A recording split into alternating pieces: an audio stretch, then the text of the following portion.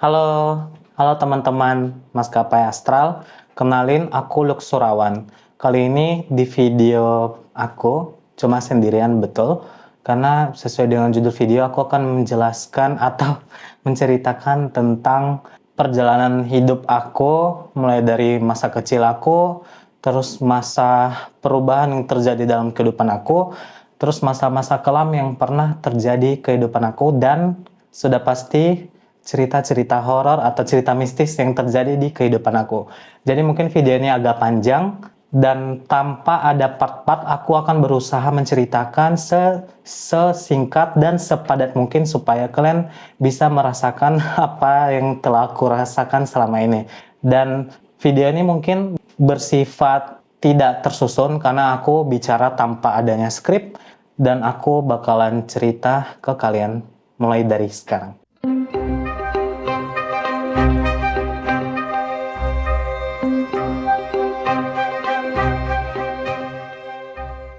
Kenalin, aku Luk Surawan. Aku lahir di keluarga yang pada dasarnya itu telah, ya ibaratnya bukan orang susah lah. Aku memiliki 3 orang bersaudara dan aku anak yang terakhir. Aku anak keempat dan kedua orang tuaku sampai sekarang itu masih hidup. Dan kami sekarang bertempat tinggal itu beda pulau dengan kedua orang tua. Dan sudah pasti juga saudara-saudaraku yang lain seperti itu. Nah, pada saat aku masih kecil, aku dididik oleh kedua orang tua aku dengan penuh belas kasih ya, layaknya anak kecil yang dididik butuh perhatian, dan aku diberikan beberapa pendidikan yang bagus oleh kedua orang tua aku. Dan juga aku pada saat itu karena anak terakhir disayang oleh keluargaku. Dan juga pada saat itu para saudara-saudaraku itu sudah mulai besar lah. Cuma akulah ibaratnya yang paling kecil di rumah, dan itu posisinya kayak masih bocil SD atau TK gitu. Jadi kami ini sebenarnya pada zaman dulu, maksudnya dulu-dulu banget, itu bertempat tinggal tidak tetap, atau dia itu kayak nomaden gitu. Jadi kami pindah dari tempat A ke tempat B ke tempat C. Seperti itu. Karena mengikuti tempat kerja dari ayah aku, papa aku. Cerita yang aku ingat kali ini mungkin lebih ke cerita horor sih. Jadi cerita horor yang aku bagikan ke kalian nih pada saat aku masih kecil di rumah kami yang pertama kalinya. Jadi di rumah kami yang pertama kali ini ternyata adalah bekas tempat di mana para korban-korban bencana gitu, kayak misalnya gempa atau kayak ada kemalangan gitu. Ternyata itu adalah bekas tempat-tempat orang tersebut, dan kami telah menempati rumah ini selama kurang lebih dari 2 tahun.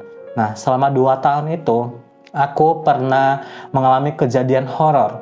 Pada saat aku masih kecil, aku turun ke bawah. Posisinya turun ke bawah, kenapa bisa ada turunan? Karena rumah kami pada saat itu memiliki 2 lantai. Jadi 2 lantai itu diisi oleh banyak kamar, dan ada juga ruang tamu, kamar mandi, dan lain sebagainya. Ketika aku turun ke bawah, itu aku melewati tangga ke kamar mandi. Jadi pada saat itu aku bertujuan untuk pergi ke kamar mandi di lantai 1. Nah, di kamar mandi lantai 1, itu kami selalu memberikan penerangan yang sangat memadai ya. Jadi pada saat aku buka kamar mandi, di dalam kamar mandi lantai 1, kalian tahu apa yang aku lihat? Aku melihat ada kepala di dalam bak kamar mandinya. Jadi kepala itu aku lihat dia itu kayak mengapung gitu loh, dan mukanya itu kayak terbakar, betul-betul terbakar dan seram banget. Dan kalian bisa bayangkan aku pada saat itu masih kecil loh, dan aku ya karena masih kecil bocil gitu, aku datang ketakutan gitu, lari keluar, dan pada saat itu aku melihat yang ada di rumah cuma papa aku. Jadi papa aku itu orangnya sebenarnya tidak percaya dengan hal yang seperti ini. Jadi pada saat aku mengadu, papa aku ini kayak kesal, marah gitu karena aku nangis guys. Ya namanya kan bocil gitu ya, nggak tahu apa-apa. Terus nengok hal sesuatu yang betul-betul menyeramkan ya pasti takut lah ya. Ya aku nangis. Pada saat itu papaku dengan didikan yang sangat keras, aku dimarahi dan tangan aku segera ditarik keluar, dan pintu rumah kami itu ditutup. Aku dibiarkan di depan rumah sendirian sampai aku kayak dibiarin setengah jam gitu. Aku nangis-nangis guys di depan rumah sambil mengetok-ngetok supaya pintu rumah dibukakan sama papa aku. Jadi mungkin itu beberapa didikan yang ya keras lah dari orang tua aku. Kami dilatih supaya tidak menjadi orang yang penakut gitulah. Terus pada saat aku kecil juga guys, beberapa ada yang aku sudah mulai rasakan ketidakadilan di dalam keluarga kami. Mungkin ini sifatnya sensitif ya. Dan lagi-lagi di sini aku akan berkata sejujur-jujurnya aku dan berusaha untuk tidak menutupi apapun yang terjadi di kehidupan aku, dan aku berusaha menceritakan ke kalian semua. Jadi pada saat aku mulai beranjak dari SD ke SMA, aku merasakan ketidakadilan di mana kayak aku membutuhkan beberapa hal gitulah untuk yang menunjang pendidikanku. Kayak kami di sekolah membutuhkan handphone digunakan untuk misalnya mencari tugas yang tidak ada di buku materi pelajaran. Dan pada saat itu aku minta HP, kalau kalian tahu HP Nokia yang bisa coba searching Opera Mini itu, nah itu loh guys HP yang aku minta pada saat itu. Karena pada saat zaman aku masih kecil itu HP yang kayak mulai dari Oppo itu udah mahal banget sih guys. Jadi dulu Oppo itu dia mulai kayak dari harga 4 atau 3 jutaan gitu. Jadi karena nggak sanggup ya aku kasih opsi ke orang tua aku, maunya aku butuh HP yang memang betul-betul murah, dan selagi kalian bisa sanggup ya beli ke aku ya nggak apa-apa, aku bakalan terima apapun itu. Dan pada saat itu keinginan aku kayak nggak bisa dikabulkan oleh kedua orang tua aku. Padahal pada masa itu sebenarnya mereka dibilang ada uang, iya. Kenapa? Karena mereka masih bisa sanggup menyekolahkan anak pertama mereka, which is kakak aku yang pertama. Dan pada saat itu kondisinya ya kakak aku tidak memanfaatkan keuangan kedua orang tua kami ini dengan baik ya. Ini mana dia berfoya-foya, kayak sekolahnya itu ditinggalin gitu loh guys. Ada beberapa intinya lah dia tidak belajar dengan sungguh hati, sampai-sampai kayak orang tua aku ini mengeluarkan banyak uang supaya bagaimanapun biar si anak ini bisa kuliah gitu. Nah, aku mulai merasakan ketidakadilan di situ. Dan kalian tahu pada saat itu aku kesusahan karena aku tidak memiliki media itu. Bahkan kalian tahu saking aku betul-betul kasihannya adalah ketika teman-teman aku sudah selesai menyelesaikan tugas mereka dan pada saat itu dikumpulkan, aku menunggu teman aku yang lain yang HP-nya nganggur, yang dimana dia telah menyelesaikan tugasnya, dan disitulah aku baru bisa pinjam HP-nya. Dan kalian tahu di situ aku kayak mepet gitu loh ngerjainnya, kayak tinggal sisa waktu 20 menit atau 10 menit lagi untuk ngumpulin, dan aku harus berupaya sebisa aku untuk mengerjakan semuanya. Kemudian juga aku pernah mengalami beberapa kayak kesialan dalam kehidupan aku, kayak aku dijebak oleh teman aku gitu. Ada intinya sesuatu yang tidak baik lah. Itu aku dijebak dan ditaruh di dalam tas aku. Pada saat di razia di sekolah, itu tepatnya aku SMP, itu ditemukan di tas aku, dan si orang yang jebak aku ini bilang itu punya aku gitu loh. Dan pada saat itu aku betul-betul malu, dan aku nggak mau mengakui karena itu bukan punya aku guys. Dan pada saat itu orang tua aku dipanggil, papa aku dipanggil, dan kalian tahu papa aku tidak mau mendengar kata-kata apapun dari aku, dan dia tidak percaya sama sekali dengan aku, dan aku dihukum. Pada saat itu aku tidak dikasih sekolah selama 2 hari. Jadi aku di rumah selama 2 hari untuk merenungkan kesalahan aku, padahal itu bukan kesalahan aku. Dan kalian tahu aku betul-betul kayak sedih banget, dan pada saat itu ya aku juga berusaha ya memahami kondisi mereka, tetapi aku malah ditimpa dengan kondisi yang seperti ini. Bahkan aku kayak ya ibaratnya difitnah gitulah. Terus ditambah lagi dengan kondisi sekarang aku terpuruk oleh kedua orang tuaku, dan membuat aku semakin down pada saat itu. Dan kalian tahu juga pada saat itu prestasi aku, sebenarnya aku bukan orang yang pernah juara kelas pada masa itu ya. Jadi ada sesuatu yang mengubah hidupku pada saat aku sudah mulai mendekatkan diri kepada Tuhan. Karena gini guys, aku berasal dari keluarga yang mempercayai agama. Ya kami punya agama lah gitu. Jadi sebenarnya menurut aku ya sampai sekarang agama itu hanya formalitas bagi mereka.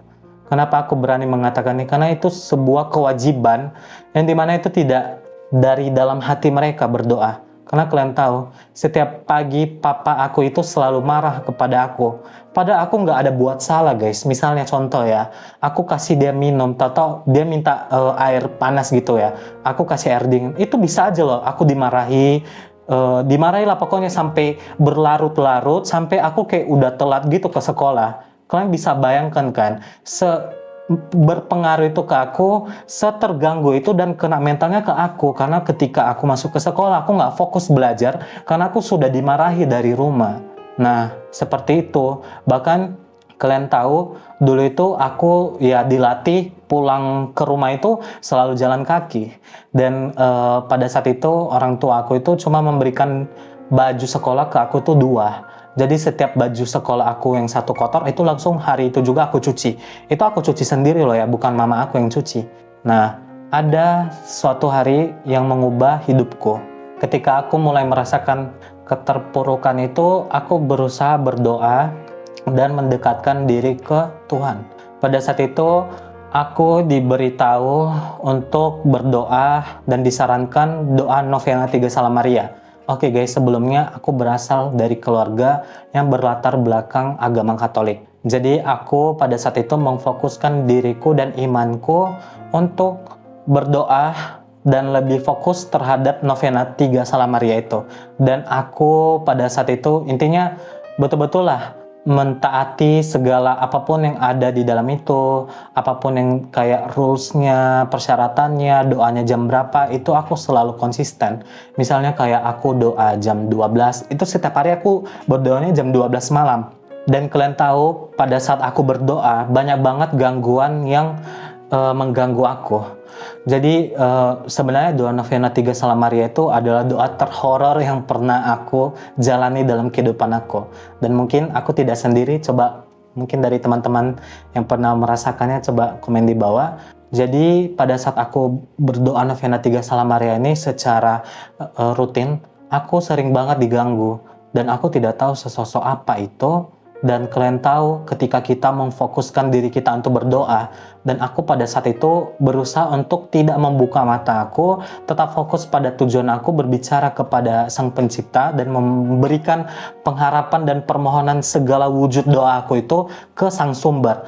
Nah, di selang-selang aku membacakan doa yang perlu dibaca itu, kayak Bapa Kami, Salam Maria, dan Kemuliaan, itu banyak banget yang ganggu aku guys. Kalian tahu, aku diganggu kayak ada yang panggil-panggil nama aku. Terus intinya banyak banget lah gangguan, kayak aku ditiup-tiup gitu dari belakang. Sementara nggak masuk akal, tiupan itu bisa sampai ke leher aku. Karena di dalam kamar aku tidak pakai kipas guys. Bahkan nggak ada AC. Pada saat itu aku nggak menggunakan AC sama sekali. Pure betul-betul aku dan ruangan aku dengan kondisi lampu loh aku hidupkan pada saat itu. Dan kayak aku merasa ada sesosok yang melihat aku dari kamar mandi. Karena dari intinya kan, entahlah ya guys ya, entah kalian bisa rasakan, seseorang kan bisa merasakan sesuatu ya, something mungkin kayak vision gitu ya, mungkin ya.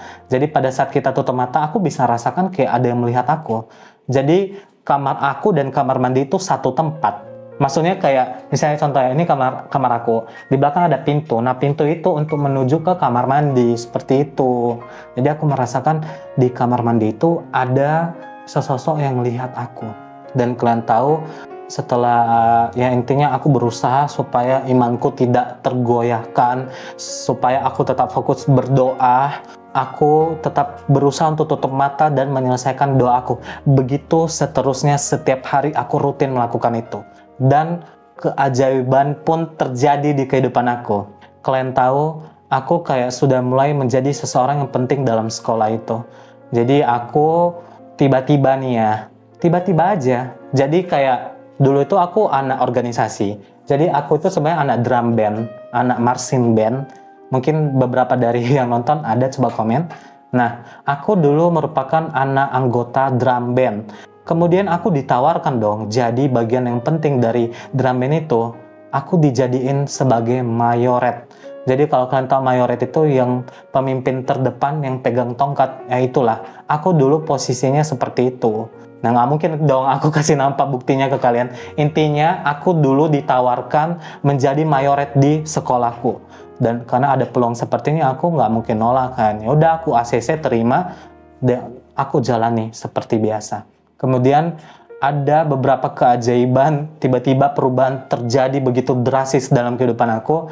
Tiba-tiba aku menjadi anak yang pintar dalam kelas dan aku nggak tahu itu dari mana berasal. Tiba-tiba timbul aja kayak aku pengen belajar lebih giat lagi. Aku kayak pengen lebih banyak tahu lah, ibaratnya kayak pengen lebih aktif lagi di kelas. Karena tadi aku udah jelasin kan, aku bukan anak yang berprestasi dalam kelas. Jadi aku meraih juara terus di kelas itu di kelas 2 SMP dan kelas 3 SMP. Jadi kayak dia juara 321 321 dan aku meraih juara ranking 10 ujian nasional di sekolah menengah pertama di SMP ini. Jadi aku udah dapat gelar nih, titel di situ. Nah, kemudian ya aku bersyukur dong. Aduh, terima kasih Tuhan, Engkau telah menunjukkan kasih sayang dan kepedulianmu sama diriku, anakmu ini. Dan intinya aku betul-betul bersyukur dan aku bahkan sampai nggak tahu kenapa aku sampai bisa kayak gitu. Maksudnya sampai bisa seberubah itu. Nah, pada saat itu sebenarnya guys, kondisi fisik aku itu, aku merupakan anak yang betul-betul hitam. Betul-betul ya namanya kayak anak-anak organisasi gitu, gendut gitu. Tapi nggak tahu, tiba-tiba ada perubahan dari ilmu pengetahuan, aku sudah mulai ditonjolkan kan. Aku tidak merasa insecure lagi pada saat itu. Masuk ke ranah aku ke SMA. Jadi pada saat aku SMA ini, sebenarnya aku banyak banget ekspektasi aku tentang bangku SMA ini. Jadi pada saat aku SMA, aku pikir ya aku pasti harusnya bisa dapat teman yang lebih banyak lagi ya. Terus bisa dapat beberapa relasi yang lebih oke. Intinya pergaulan yang indah lah. Itu udah ada di otak aku pada saat mau masuk SMA. Ternyata semua yang aku bayangkan ini tidak sesuai dengan ekspektasi aku. Karena kalian tahu kenapa? Pada saat itu aku masuk ke sekolah negeri. Dan kebetulan pada saat itu sekolah negeri ini tidak sembarang orang masuk. Jadi ada tesnya dan ya syukur Tuhan menolong aku bisa masuk ke sekolah negeri. Dan pada saat itu kondisi keuangan keluarga kami betul-betul nol. Betul-betul kami kayak ibaratnya udah mau jatuh miskin gitu. Dan aku di sini berusaha untuk meringankan beban kedua orang tua aku. Oke guys, lanjut ke ceritanya. Ini adalah masa-masa tersulit dalam kehidupan aku. Kenapa aku bilang? Jadi yang aku kira SMA itu indah, ditambah dengan keluarga aku yang seperti ini. Ini aku cerita random ya guys ya. Nanti aku bakalan jelasin keluarga aku lagi, tapi aku mau fokus ke masa pendidikan aku dulu. Jadi pada saat aku duduk di bangku SMA, banyak banget orang yang tidak mau berteman sama aku. Aku nggak tahu salah aku apa guys. Tapi sebenarnya yang aku bisa berkaca melihat diri aku sendiri. Mungkin dari fisik aku yang betul-betul jelek. Jadi pada saat itu dulu, karena kan aku udah bilang ya, di SMP aku itu gendut, hitam gitu. Dan ditambah ketika aku SMA sudah mulai ya namanya udah mulai gede ya badannya. Dan aku di situ betul-betul kayak sumo gitu, besar lah badannya pokoknya, hitam gitu, dekil terus nggak tahu kenapa. Kayaknya mungkin karena di kelas orang pintar kali ya, aku jadi bodoh gitu loh guys. Jadi aku nggak dapat ranking-ranking yang tinggi. Bukan berarti aku di kelas bodoh ya kemarin, tapi mungkin di SMA lebih next step dan aku kayaknya kurang sanggup ya otak aku untuk mengolah pelajaran yang ada di bangku SMA. Teman-teman aku dalam kelas itu guys, mereka itu kalian tahu aku dibully sama mereka. Dan sampai hari ini itu adalah hal yang tidak pernah aku lupakan seumur hidup aku. Bahkan orang-orangnya pun sekarang aku masih hafal sih. Dan aku nggak tahu mungkin mereka bakal nonton video ini atau tidak. Jadi aku itu berada di kelas 10 MIPA 4. Pada saat itu ya dengan kondisi yang aku sudah sebutkan, aku belajar di bangku kelas 10. Aku menerima segala bulian dari mereka. Mulai dari mereka melempar aku pakai kertas, mencoret-coret aku, bahkan guru pun ikut membuli aku. Jadi aku itu dibully sama teman sekelas guys. Kalian bayangkan ya, pada saat pembagian kelompok gitu, nggak ada loh yang mau berkelompok sama aku. Bahkan mereka kayak ketika aku tanya, kamu ada tempat yang kosong nggak ya? Kayak, kamu masih ada ini anggota nggak ya? Aku bisa masuk nggak ya? Terus mereka kayak cuekin, bahkan kayak bilang, udah penuh. Padahal sebenarnya masih ada loh. Padahal anggota mereka masih 2 gitu. Tapi mereka nggak mau terima aku gitu. Dan kalian tahu, sedihnya pada saat itu, aku sendiri mengatakan sama guru, Pak, Bu, kalau nggak aku sendiri aja deh. Kalau memang teman-teman yang lain itu udah nggak ada lagi bangku atau space untuk aku bisa masuk ke mereka. Padahal sebenarnya guys, gurunya itu ada beberapa yang udah tentuin gitu, aku harusnya di kelompok ini nih, tapi mereka nggak mau aku masuk di situ.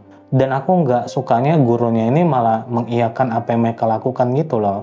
Dan jujur aja aku sedih banget melihat aku yang dulu diperlakukan seperti itu oleh mereka. Jadi selain dari bulian itu, aku juga dibully secara fisik sama mereka.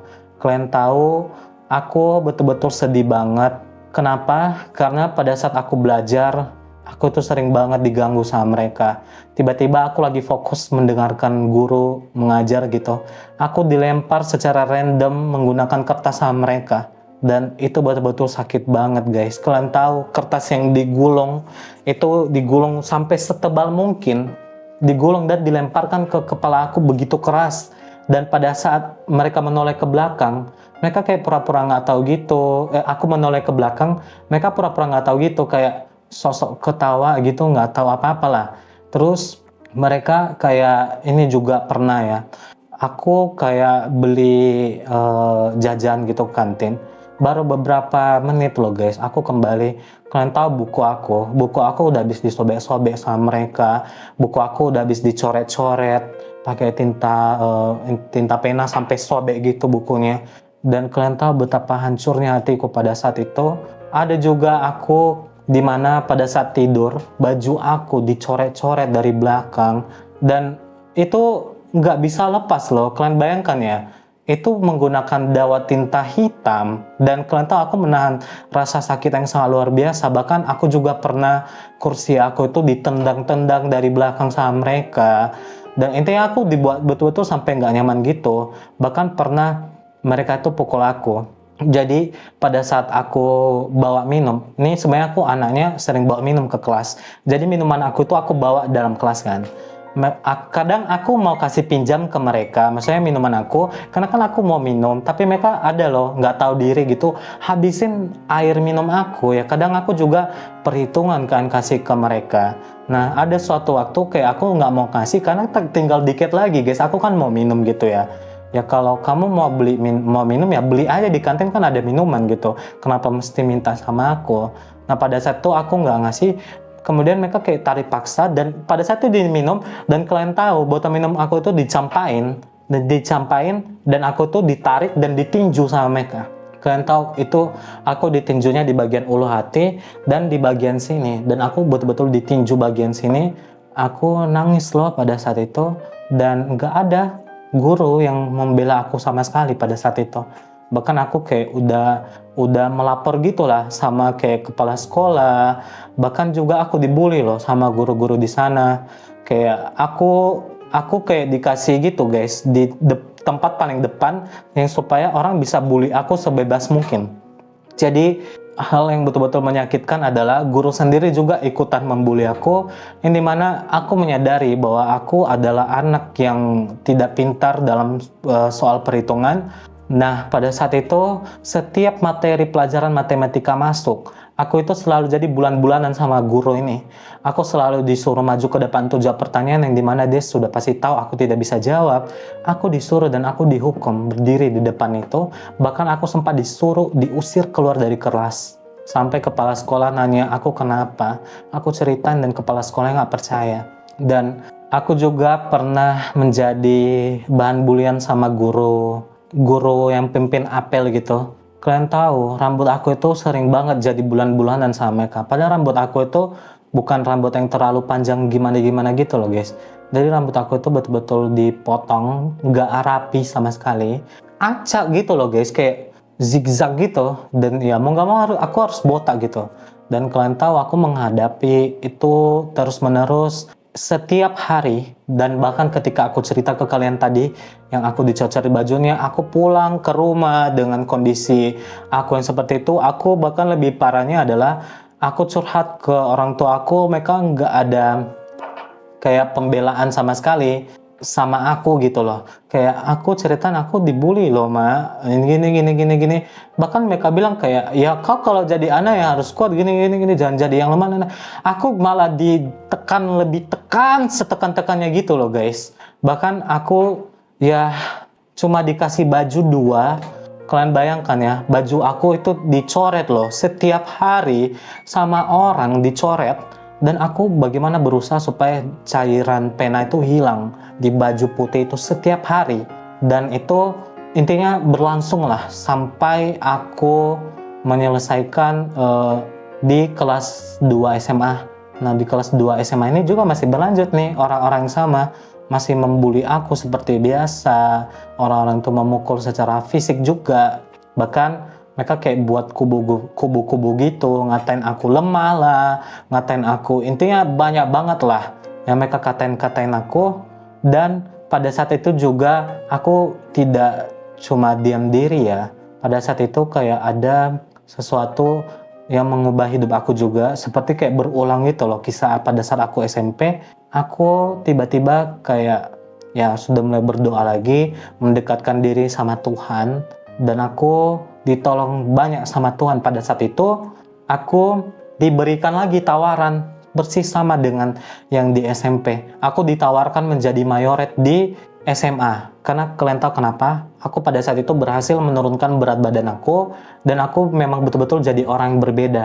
Kayak aku bukan aku yang dulu gitu loh. Kayak aku bisa yang dari gendut banget jadi yang kayak kurus banget, dari yang hitam banget jadi yang putih banget di kelas itu. Dan aku bukan mau ngarang atau memuji diri aku, tapi memang itu kenyataannya, dan itu dikatakan oleh teman aku. Jadi kan bukan aku yang nilai diri aku sendiri kan. Nah pada saat itu aku ditawarin hal yang sama seperti SMP. Dan kalian tahu pada saat aku menyelesaikan pendidikan aku juga di SMA, aku belajar dengan sungguh-sungguh dan membuktikan bahwa aku bukan anak yang bodoh. Aku tidak layak diperlakukan seperti apa yang kalian perlakukan, terutama buat teman-teman dan guru-guru yang sudah tidak pantas mendidik anak yang seperti ini. Dan aku buktikan bahwa aku bisa. Dan kalian tahu, Tuhan menolong aku dan memberikan sebuah mukjizat bahwa aku dinyatakan sebagai juara 4 ujian nasional di sekolah kami, di SMA. Dan pada saat itu, aku ambil jurusan IPA guys. Jadi aku ranking 4 jurusan IPA di sekolah aku tahun 2019. Nah, masuk ke jenjang perkuliahan. Jadi di masa perkuliahan aku karena ibaratnya namanya sudah berubah ya. Jadi aku memang betul-betul udah bukan pribadi yang dulu dibully oleh teman-teman aku. Aku ibaratnya kayak sebenarnya bukan aku yang sekarang sih. Jadi aku yang dulu itu sebenarnya jauh-jauh lebih better fisiknya, dimana aku bukan yang kurus banget juga, intinya ideal lah. Sekarang kan aku udah mulai berisi ya, gendut gitu. Dan dulu itu aku karena memiliki fisik yang bagus, maksudnya secara look orang tertarik. Bahkan kayak dosen-dosen gitu kayak intinya nengok aku kayak ini anak kayaknya baik banget gitu ya. Intinya aku kayak dikelilingi oleh orang-orang yang kayak betul-betul baik, dan ternyata mereka tuh semua fake guys sama aku. Jadi pada saat aku kuliah ini mengambil S1 pada saat itu, sampai aku menyelesaikan perkuliahan aku, secara singkatnya aku dikelilingi oleh orang-orang ini. Jadi mereka ini kayak betul-betul nyiksa aku banget sih. Bahkan dosen yang ada di sana betul-betul toksik banget. Dan bukan hanya itu, lingkungannya memang udah toksik. Dan aku pada saat mau menyelesaikan pendidikan aku aja, aku dipersulit sama dosen ini. Dan ini tidak akan pernah aku lupakan seumur hidup aku. Dan aku percaya karma akan berjalan dan telah berjalan dan akan segera dialami oleh beliau. Jadi sebenarnya yang mengajar aku ini, dosen aku itu adalah seorang pria. Jadi dia katanya dia magister ya, S2. Tapi pada saat aku bimbingan gitu, semuanya aku dipersulit sama dia. Bahkan aku kesalahan apapun yang perlu diperbaiki, dia itu tidak memberitahu apa yang perlu diperbaiki. Bahkan hal yang harusnya diperbaiki itu aku tidak diberitahu juga. Bahkan aku disuruh cari sendiri. Dan aku bingung pada saat itu. Aku sebenarnya bimbingan atau ngerjain sendiri. Jadi buat apa coba aku punya dosen pembimbingan? Dan aku kayak betul-betul frustasi menghadapi dosen yang seperti ini ya, yang dimana dia mempermainkan mahasiswanya. Dan aku lagi-lagi berdoa sama Tuhan, semoga aku diberikan jalan, dan ada aja jalannya. Meskipun kayak aku harus dicaci maki, dihina gitu sama dosennya. Aku dikatain bodoh sama dia, kurang ajar gitu. Bahkan kalian tahu guys, aku dimaki-maki gitu loh sama dosennya. Dan bukan hanya aku, orang tua aku juga dimaki. Karena orang tua aku disusahin juga sama beliau guys. Dan bahkan beliau ini kasih nilai aku yang buruk. Dan bukan apa ya guys ya, aku anaknya ketika masuk kuliah itu IPK aku tuh 4. Aku sungguh-sungguh dalam belajar. Tetapi kayak aku dinilai kepintaran itu mulai dari aku menyelesaikan studiku ini. Jadi bapak ini karena memang dia nggak tahu apa kesalahan aku dan dosa aku terhadap dia. Dia itu sengaja mempermainkan aku, memberikan aku nilai yang tidak sepantasnya aku dapatkan. Dan pada saat aku menerima hasil itu, aku kayak, ya kau bodoh gitu, anak bodoh. Dan itu yang seharusnya kau dapatkan. Sementara itu aku tidak selayaknya dapatkan itu. Dan singkatnya, ketika aku menyelesaikan studiku di S1 ini, dan ada hal yang buruk yang aku nggak suka dari lingkungan sekolah aku ini, aku mendapatkan nilai yang sama dengan orang yang berprestasi. Aku memperoleh IPK 3,85. Kenapa aku harus spill semuanya supaya tidak ada kepalsuan, dan aku berusaha menceritakan sejujur-jujurnya ke kalian semua karena itu bukti. Dan jika ditanya buktinya mana, aku punya bukti, semuanya ada di aku. Jadi IPK ku itu 3,85 dan aku memiliki IPK yang sama dengan orang berprestasi di jurusanku. Di mana coba letak keadilan di kampus itu? Dan mungkin bagi kalian teman-temanku yang nonton video ini, ya kalian bisa tahu lah ya, maksudnya ini konsumsi pribadi kita. Dan juga ya aku belajar dari semua ini, begitu banyak pelajaran hidup yang aku alami. Kayak perubahan drastis, mulai dari Tuhan yang tiada hentinya selalu sayang banget sama aku, meskipun aku kadang-kadang lalai melupakan Tuhan, bahkan kayak aku membutuhkan Tuhan di saat aku butuh, bahkan aku kadang lupa sama Tuhan. Harusnya kan aku curhatnya ke Tuhan, bukan ke manusia. Dan bahkan kalian tahu juga, ketidakadilan yang ada di hidup aku ini itu berasal dari anggota keluarga aku. Yang dimana seharusnya ya mungkin di pikiran kalian pasti anak terakhir tuh selalu disayangkan. Dia aku enggak guys. Aku anaknya malah harus dipaksa dewasa dalam kondisi keluarga dan memperhatikan keluarga yang seperti itu. Aku disuruh untuk memahami keluarga yang kondisinya seperti itu. Karena kalian tahu kenapa? Segala apapun yang aku inginkan guys, itu tidak pernah aku capai. Bahkan segala cita-citaku, itu semua aku tunda hingga hari ini. Aku tidak mencapai cita-citaku itu semua gara-gara aku harus memahami mereka. Dan aku mau buka-bukaan di video aku kali ini, aku berkata sejujur-jujurnya dari dalam hatiku, aku berkorban banyak untuk mereka. Meskipun aku tahu mereka lah yang menyekolahkan aku, tapi aku terlalu banyak memberikan mereka ibaratnya pengertian yang berlebih. Bahkan seharusnya seorang anak ini tidak boleh lakukan terhadap orang tuanya, karena sudah kewajiban orang tua guys. Dan kalian tahu, apapun yang aku inginkan, semua barang-barang yang digunakan oleh saudaraku tuh, itu aku yang gunain. Aku selalu yang menggunakan sampah atau bekas dari mereka, aku yang gunain guys. Ibaratnya kayak laptop, aku yang gunain. Nanti ketika laptop itu rusak, aku yang dituduh rusain.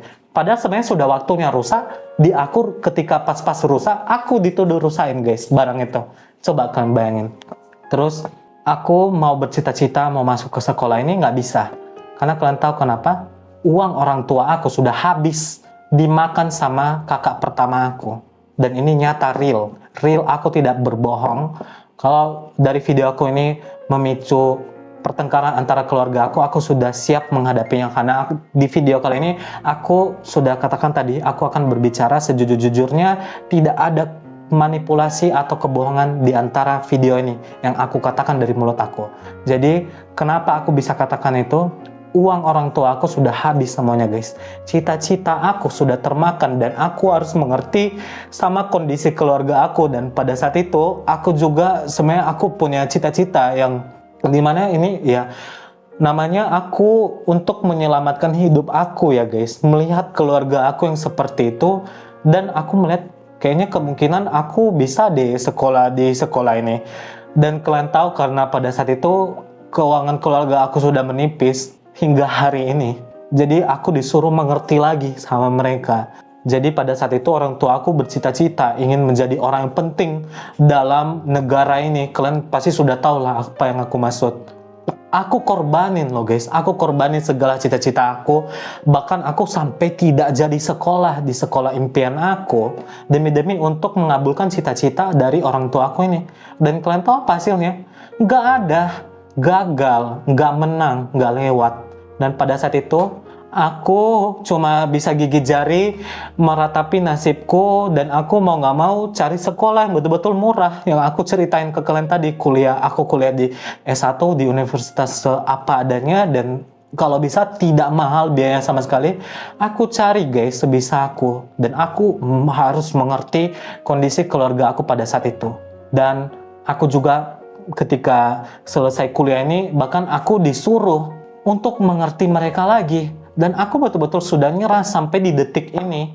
Sampai di detik aku memutuskan untuk membuat channel Maskapai Astral ini juga karena aku betul-betul udah pusing guys. Arah masa depan aku ini di mana? Karena jurusan yang aku ambil sebenarnya itu untuk meneruskan cita-cita dari orang tua aku. Karena mau nggak mau guys. Karena aku harus mengerti mereka, dan ini adalah kesalahan terbesarku. Pada saat itu aku seharusnya mendengar isi hatiku. Tidak boleh memahami mereka terus-menerus seperti ini.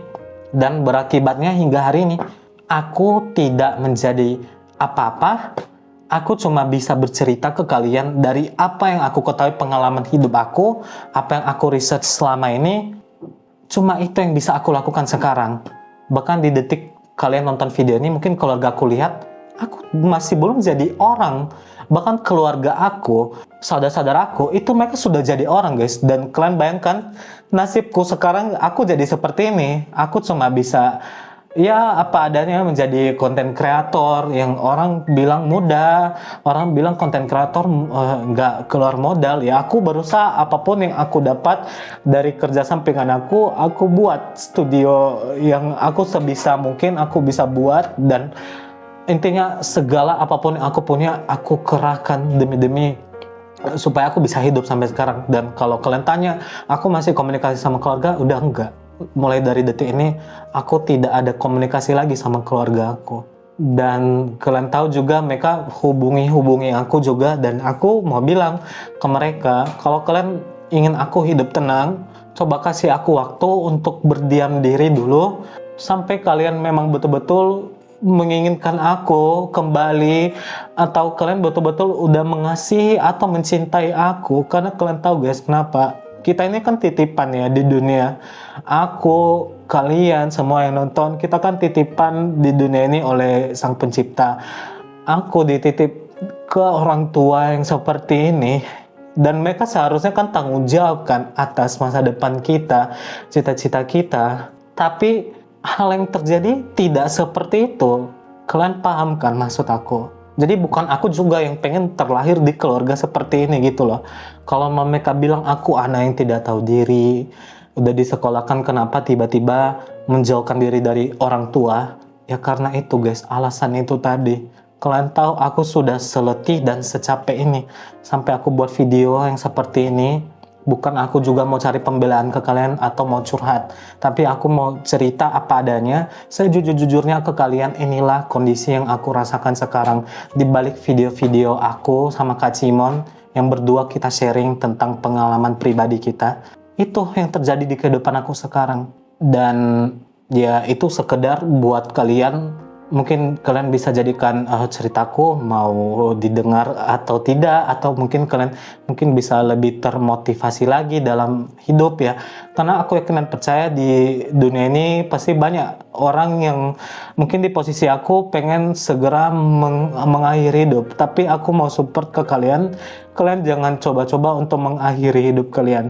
Karena aku pernah berada di titik seperti itu, dan aku berdoa sama Tuhan. Aku lebih mendekatkan diri sama Tuhan karena nggak ada guys yang mau menolong kita selain diri kita sendiri. Dan ya yang penting intinya kalian berusaha aja, nggak apa-apa, berusaha sebisa kalian, percaya apa yang aku bilang, Tuhan akan memberkati, karena tidak ada usaha yang tidak bekerja, atau usaha itu tidak akan pernah mengkhianati hasil.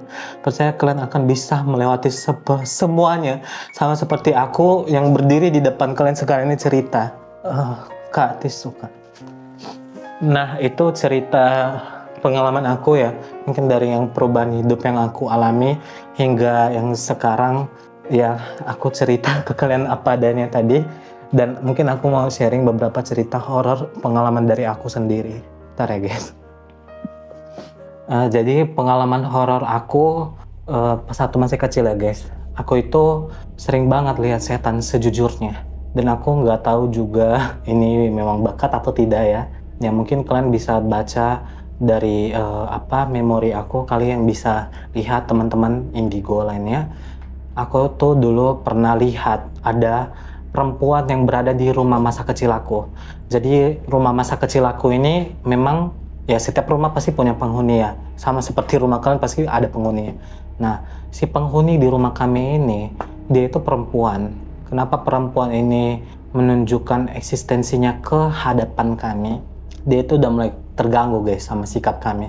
Jadi kebiasaan kami di keluarga itu suaranya itu besar-besar guys, dan kadang suka berantem juga. Karena aku tadi sudah bilang ya, papa itu orangnya suka banget marah-marah, gak jelas gitu. Nah mungkin semenjak dari situ si sosok perempuan ini memang betul-betul terganggu, karena dia ya ibaratnya kalian bayangkan coba, kalian tinggal di tempat itu terus kalian diusik sama makhluk manusia ini, ya pasti kalian marah dong ya. Nah itulah yang dirasakan si perempuan ini. Pada saat aku masih kecil, aku tidur, aku sering banget nengok si kakak ini, si perempuan ini duduk di atas lemari. Jadi dia gini loh guys, aku kan tidur gitu, pura-pura tidur lah, setengah mata terbuka gini, nengok dia di atas, dan kalian tahu dia gini. Dan aku pada saat itu berusaha kayak, aku nggak boleh teriak. Terus akan aku hadap ke bagian kiri dan bercerita ke saudara aku laki-laki. Aku bilang gini, Kak, tahu tadi ada loh perempuan di atas itu, aku lihat. Terus kalian tahu, intinya jahat banget lah. Intinya nggak boleh ya, intinya kalian nggak boleh seperti ini kalau kalian punya adik juga. Aku karena membangunkan dia, karena dia lagi tidur pada saat itu, aku dipukul sama dia. Jadinya aku cerita jadi nangis dong jadinya, karena kan dipukul. Apa aja kau ini loh, kau bangunkan aku lagi tidur loh. Intinya aku udah nggak jadi cerita gitu, karena udah nangis kan, udah dipukul. Terus aku juga pernah diganggu sama kakak ini, si perempuan ini, pada saat aku nonton TV tuh di rumah lama aku. Jadi posisi rumah lama aku itu dia kayak rumah panggung, yang dimana ruang tamu sama dapur itu kayak ada tangga gitu. Jadi ketika kita mau ke ruang tamu, dari dapur ke ruang tamu itu naik tangga. Nah, aku nonton TV, persis di sela-sela ujung mata aku nih guys, aku melihat ada kakak itu sedang duduk di meja dapur kami. Dan nggak masuk akal, soalnya di rumah itu cuma ada aku sendirian. Dan kenapa aku bilang itu fix dia, karena ketika aku gini lebih jelas lagi, maksudnya aku lebih jelas lagi lihatnya, nggak ada, hilang gitu. Terus pernah nih pada saat masa-masa dulu lah, kakak aku ini laki-laki, dia dulu itu zaman-zaman eksis ya, kalau kalian tahu orang suka selfie gitu, sosok imut kayak gini gitu. Jadi kakak aku laki-laki ini, kalau kalian tahu kamera, dia itu pakai kamera yang kotak gitu, kamera zaman-zaman dulu. Jadi dia tuh selfie. Nah, posisi dia selfie itu nggak ada di zoom ya. Nah, pada saat dia foto dan dia lihat hasil yang ada di dalam kameranya, kalian tahu apa itu yang ada di hasil kameranya itu? Ada kayak betul-betul wajah yang menyeramkan gitu. Dan pada saat itu posisinya kebetulan mati lampu guys. Pada saat dilihat, kaget dong, karena kan itu bukan dia gitu loh. Ya itu kayaknya si kakak itu sih, muka kakak itu. Dan semenjak saat itu udah mulai takut nih selfie malam-malam, karena ya mungkin pelajaran ya sama dia, karena dia suka banget selfie malam-malam guys, karena udah saking se-eksis itu. Terus juga dulu pernah nih, ini yang betul-betul seram banget sih. Jadi kami kayak ngumpul-ngumpul gitu, kayak aku terus ketiga kakak aku ini dalam satu kamar. dan posisinya mati lampu. Kenapa pasti kalian bilang kenapa mati lampu terus? Iya guys, dulu itu zaman dulu banget. Itu sering banget mati lampu kalau di daerah aku ya. Jadi kayak bisa loh mati lampunya itu kayak berhari-hari. Kayak misalnya malam ini lampunya mati, kemudian 2 hari kemudian baru hidup gitu. Dulu pernah ada masa kayak gitu, nggak kayak sekarang. Nah, pada saat mati lampu, kami kan gabut nih, ngumpul dalam satu kamar, nyanyi-nyanyi gitu. Kakakku yang pertama, dia tuh main gitar kan, nah nyanyi-nyanyi gitu, sambil lah kami pegang HP untuk merekam hasil suara kami. Dan kalian tahu hasil suara kami, yang kami nyanyi-nyanyi itu, dan posisinya itu kami cuma di rumah loh, kami berempat, nggak ada orang tua kami. Kalian tahu apa hasilnya guys? Gini suaranya. Gitu. Kaget kan, intinya betul-betul kaget dan ketakutan parah, betul-betul takut parah gitu ya. Kami sampai ini nggak boleh dihapus, ini harus dijadikan bukti dan dilaporkan sama orang tua. Nah, pada saat orang tua kami pulang, kami beritahu, karena papa kami sudah tahu lah ya, papa kami tidak percaya hal-hal begituan. Kami lapor lah sama mama kami. Ya, mama kami bilang, kalian pun ada-ada aja. Kenapa rekam-rekam suara malam-malam, apalagi udah mati lampu kayak gitu? Ya udah kan, kami kan gabut gitu loh. Kami juga nggak ada expect kalau ada hal seperti ini terjadi. Terus juga ada hal-hal yang betul-betul kurang ajar banget sih si perempuan ini. Dan mungkin dia karena kayaknya betul-betul udah terganggu ya sama kami di rumah. Jadi dia itu pernah membunuh anak kucing di bawah rumah kami. Jadi kami temukan anak kucing itu, dia itu kayak makan batu gitu loh. Nggak make sense kan, kayak nggak masuk akal. Sementara kami selama ini kasih dia itu makanan yang betul-betul sehat dan dimasak gitu loh. Nggak mungkin dia makan batu kan. Kayak hah? Dan itu kenapa kami bilang makan batu? Karena kami pencet perutnya keras guys, betul-betul batu gitu. Terus anak ayam di belakang rumah kami itu mati. Dan kami juga pernah pelihara intinya ternak lah, hewan gitu besar lah, kayak sapi gitu lah, something yang kayak gitu, mati juga. Dan kayaknya memang ada beberapa makhluk astral yang memang bisa melakukan hal seperti itu ya. Dan karena memang betul-betul udah nggak tahan karena gangguan yang ditimbulkan sama si kakak ini, yang mau nggak mau minta tolong sama orang pintar, dan akhirnya diusirlah si kakak perempuan ini. Dan cerita nggak selesai sampai di situ aja. Bahkan sekarang pun aku diikuti guys. Bukan sama si kakak ini ya. Aku selalu kayak bisa melihat makhluk astral yang kayak misalnya contoh ya, tiba-tiba random gitu. Aku pergi ke suatu tempat, maksudnya kayak pulang gitu. Tiba-tiba di jalan aku kayak lihat ada orang nyebrang. Dan orang nyebrang itu persis guys kayak kalian lagi lihat manusia. Ini aku coba deskripsikan apa yang aku rasakan. Kayak kalian lihat manusia, tapi orang itu tembus. Jadi orang itu kayak nyebrang, tembus lewatin mobil dan tiba-tiba hilang gitu. Terus kayak aku juga, ini hal-hal yang aku ingat aja ya. Mungkin biar mempersingkat video. Jadi aku pernah masak nih. Tiba-tiba di belakang aku kayak ada sosok tinggi besar hitam gitu. Kayak dia lagi ngawasi aku gitu sambil masak. Terus pas saat aku giniin, langsung hilang gitu dia. Intinya begitu banyak lah gangguan, bahkan kayak mulai dari bau-bauan gitu, betadin ya, itu aku sudah sering banget cium. Jadi ya begitulah cerita aku guys, mungkin agak panjang ya, dan semoga kalian terhibur dengan cerita aku. Dan aku tadi berusaha bagaimana cerita aku bisa tersusun meskipun tidak rapi ya, karena aku di sini tidak menggunakan skrip sama sekali. Memang murni dari apa yang aku alami dan aku ceritakan sejujur-jujurnya. Dan kali ini video aku selesai sampai di sini, dan aku mohon maaf ya guys kalau aku salah dalam berkata-kata atau mungkin ada menyinggung kalian. Aku minta maaf banget, dan jangan lupa buat subscribe selalu channel Maskapai Astral, selalu dukung dan support. Semoga kita juga bisa berguna atau memberikan dampak yang positif bagi kalian semua. And see you guys in the next video. Bye bye guys. Jangan lupa ya, habis ini ada video cerita singkat dari bukan singkat lah, cerita panjang juga kayak aku, cerita dari Kak Cimon. Ditunggu ya.